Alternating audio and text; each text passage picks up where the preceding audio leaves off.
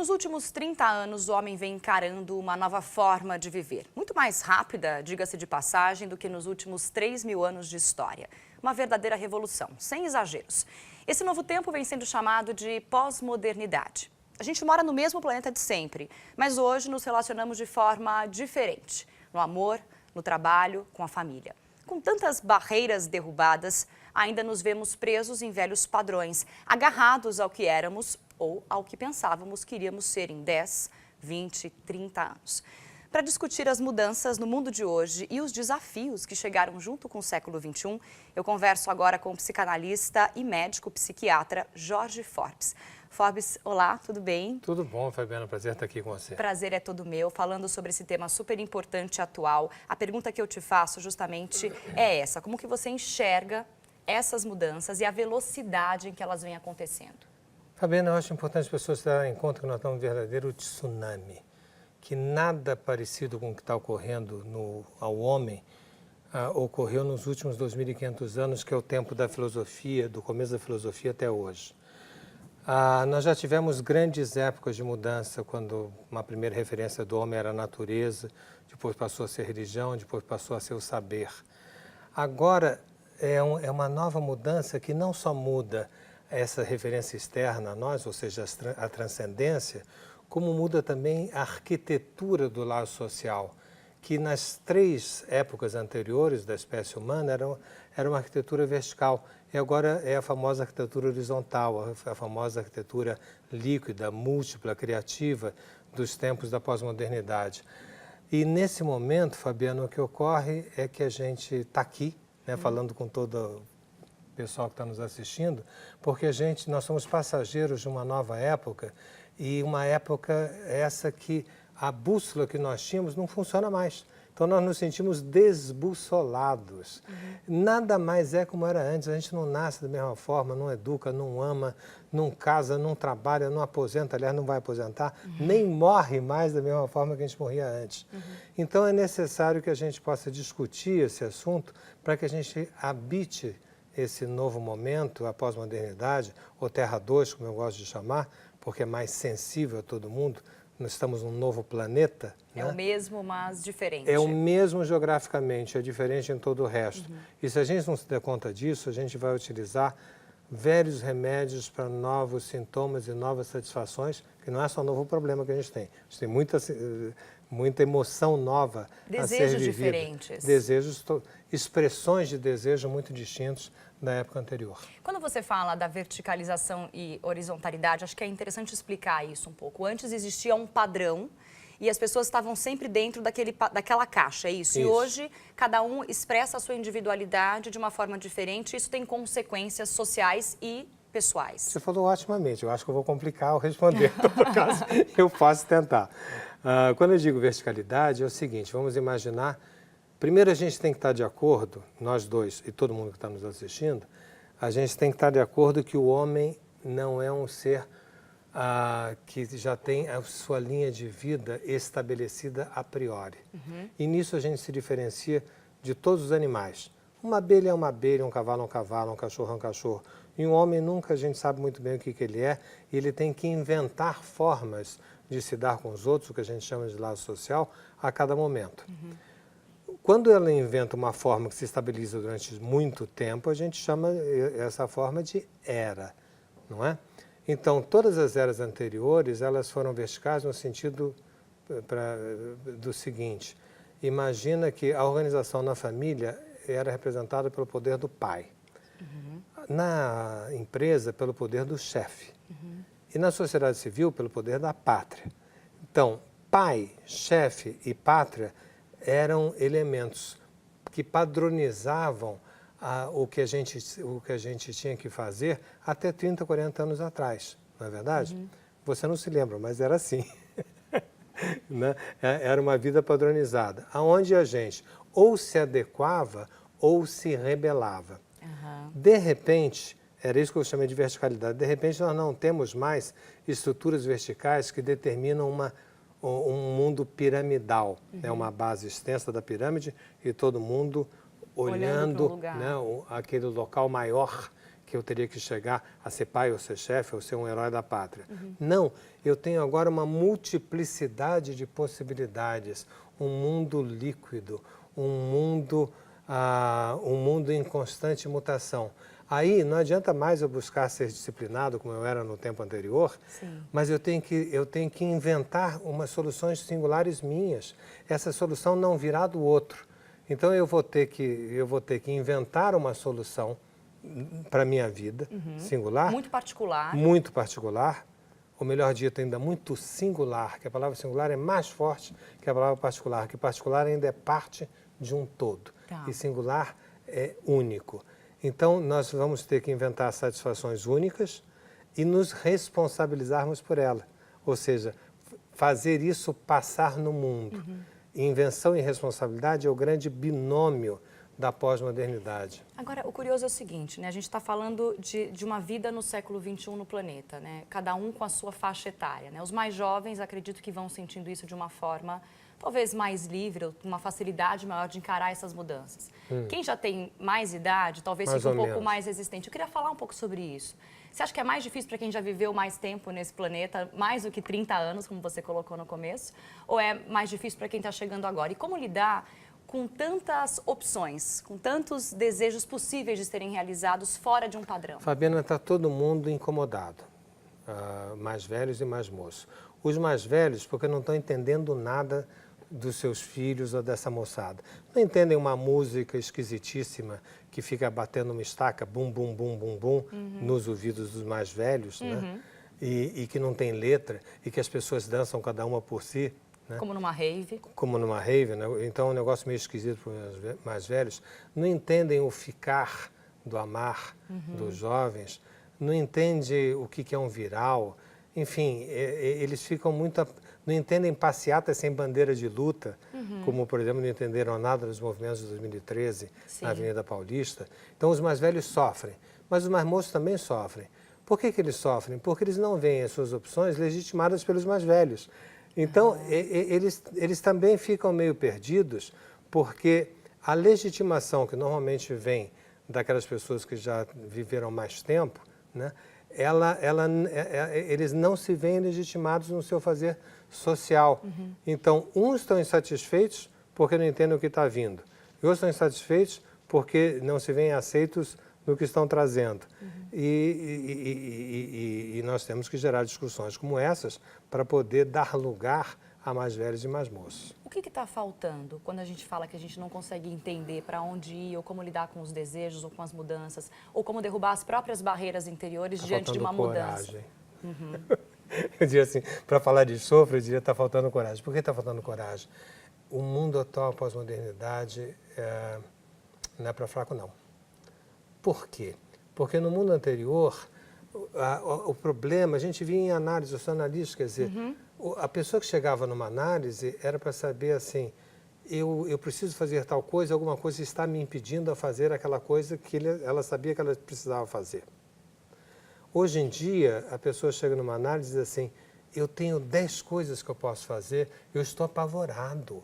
Porque se eu escolher uma, a única certeza que eu tenho é que vou perder 9. Né?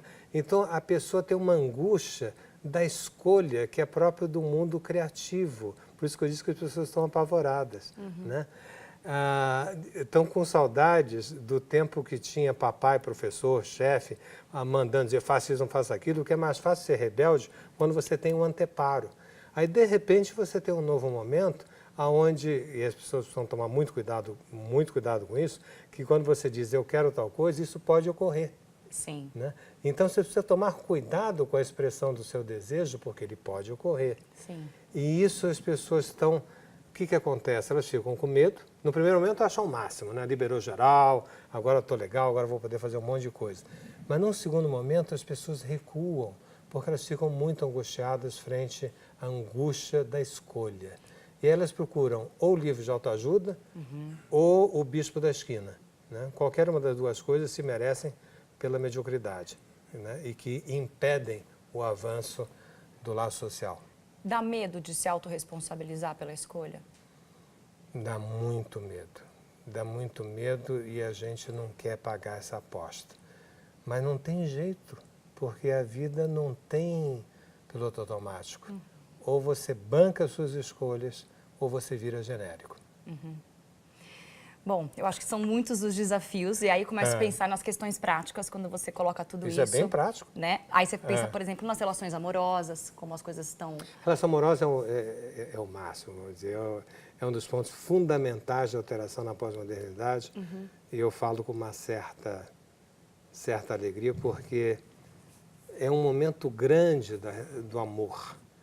Porque até agora, até pouco tempo atrás, o nosso amor era um amor terceirizado, era um amor em nome de alguma coisa. Eu estou com você pelos nossos filhos, eu estou com você pela herança, eu estou com você porque eu vou me candidatar a uma campanha política, eu preciso ter uma mulher do meu lado. Eu estou com você pelo padre, eu estou com você, e assim ia, né? É sempre alguém estava com o outro em nome de alguma coisa terceira. Hoje em dia, se alguém disser para você, eu estou com Maria porque tal coisa, é mentira, né? Porque ninguém está obrigado a estar com ninguém. As pessoas estão numa relação direta, numa relação, eu estou com você porque eu quero estar com você. E o mais interessante, Fabiana, é que no momento em que você faz isso, você não consegue mais justificar o seu amor. Então você descobre que as principais escolhas da raça humana não têm razão de ser. Ou seja, eu não consigo explicar para alguém porque a famosa frase, eu te amo. Eu consigo explicar, eu não te amo. Né? Por que eu não amo alguém, eu consigo explicar. É fácil. Se eu te amo fosse explicável, o DR dava certo. Ia ser ótimo, né? Podia ter DR à vontade, ia né? ter DR, ia ser maravilhoso. E a DR ia servir para alguma coisa. Não ia ser um problema. Quer dizer, qualquer pessoa que estiver nos vendo, né, vai saber que DR não funciona. Por que não funciona? Porque você não consegue captar com a razão, né, o sustentáculo do amor. Então isso mostra que o mais fundamental da vida humana escapa aos mecanismos racionais.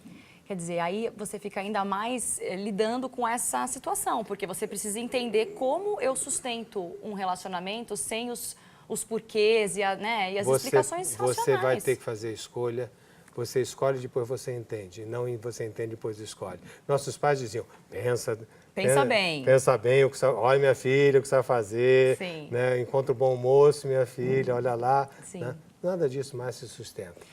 A parte boa da pós-modernidade, eu imagino que é justamente a escolha. A gente pode escolher várias vezes ao longo da vida e ir mudando, se for o caso. Se não der certo aqui, eu tenho liberdade de sair para outra coisa. Isso nas relações de trabalho, nas relações amorosas.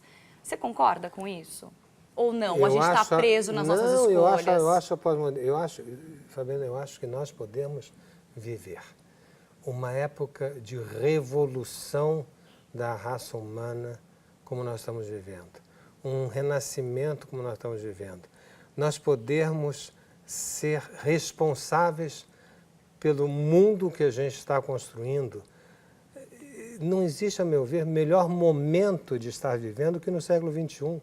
Nunca houve uma chance tão grande do homem pegar em suas mãos o seu destino e dizer, eu quero ir por aqui. Todas as revoluções anteriores eram meia boca, por assim dizer, frente à revolução da pós-modernidade.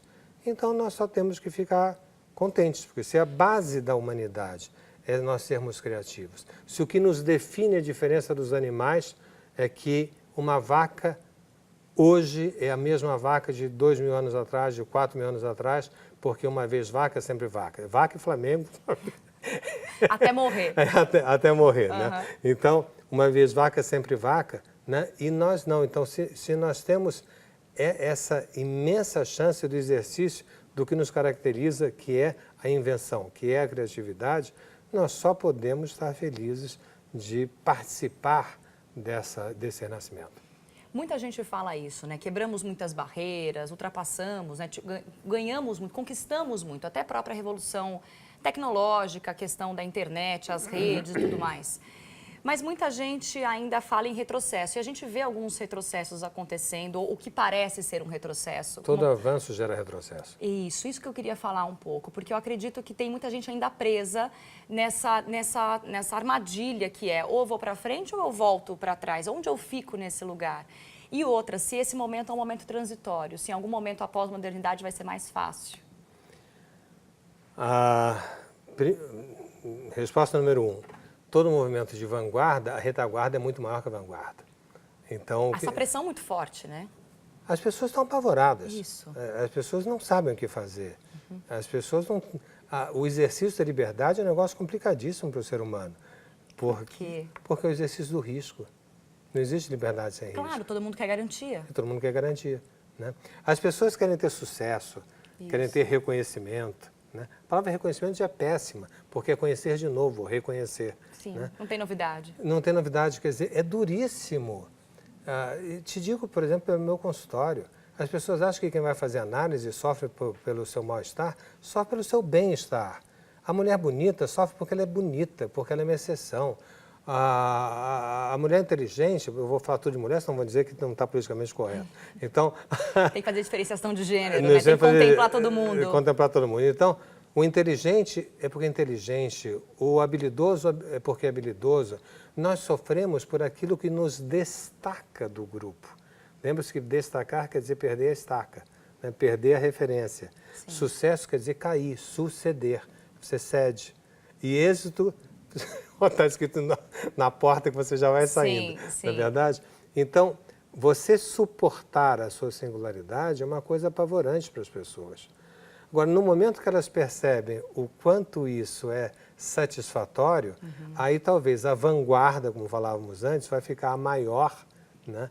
E a retaguarda menor. Agora, no momento, as pessoas estão fugindo a galope e tentando se segurar no primeiro poste que encontrarem para poder suportar o tufão desse tsunami. Na verdade, o que as pessoas talvez tenham que entender, e isso vale para todos nós, é que a singularidade é o que liberta.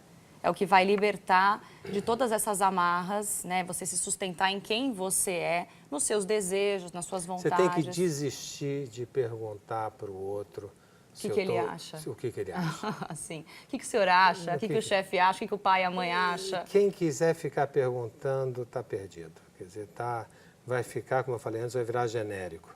Porque aí a resposta vai virar linha branca. Uma geladeira igual a outra geladeira, uma pessoa vai virar igual a outra pessoa. É a pior pergunta que tem que se fazer. Não é que você vá acalmar a pergunta, mas você tem que desistir de obter a resposta. Porque senão vai ficar mais difícil você atender talvez a demanda ou ao desejo. Você vai ter que inventar a sua resposta. Cada um de nós vai ter que inventar a resposta. É o que faz um artista, Fabiana, para eu acho que o pessoal entender. Um artista faz exatamente isso. Ele inventa coisas que a gente nunca viu e passa isso no mundo, se responsabiliza por elas. Quem é que viu a banda do Chico antes do Chico? Foi o Chico que fez a gente ver a banda daquele jeito. Sim. Foi Jorge Amado que fez a gente ver os meninos, os Capitães de Areia. Não é verdade? Você viu, eu comecei a falar, você já completou. Claro. Né? Foi Volpe que nos fez ver as bandeirinhas. Então, é claro que uma psicanálise, por exemplo, não dá talento para a pessoa, mas ao menos deve dar, e nós todos devemos poder ter, a mesma ética do artista, que é poder inventar, como o Chico inventou, Jorge Amado inventou, Volpe inventou e todos os outros artistas inventaram, e se responsabilizaram. Porque não adianta ficar inventando, ficar em casa no quarto escuro fechado, dizendo que eu sou um gênio incompreendido. Não, isso é pataquada, né? Mas a pessoa tem que bancar essa sua inventividade e muitas vezes isso se banca porque no primeiro momento, como é novo, não tem reconhecimento, as pessoas vão achar você muito esquisito e você vai ter que suportar isso. Não, ainda mais em tempos de rede social, em que tudo se critica, tudo se fala, né? Você fica atrás de um computador, então você se expor, se mostrar, seja no trabalho, na arte ou na sua expressão, enfim, como mulher, como homem, ou como você quer se identificar, Sim. no gênero que você quer se identificar daqui para frente, com a rede social cada vez fica mais, talvez apavorante inicialmente, pensar que você pode ser massacrado mesmo, né? É um veículo muito cruel. E as pessoas massacram nesse porque elas não suportam a liberdade. A liberdade porque do não outro. suportam a diferença. Então, refazem pequenos guetos, pequenos grupos, né, numa multigrupos racistas de todos os níveis. Libera de um lado e se transforma em racista de outro. Aí eu fico pensando, falando justamente sobre isso, como a gente pode se libertar ou se livrar do moralismo. Isso é importante? O que nos libera do moralismo é a ética. Existe uma distinção na psicanálise, especialmente em Jacques Lacan, entre moral e ética. Moral é uma formalização estável de maneiras de ser e de costume de uma comunidade, né?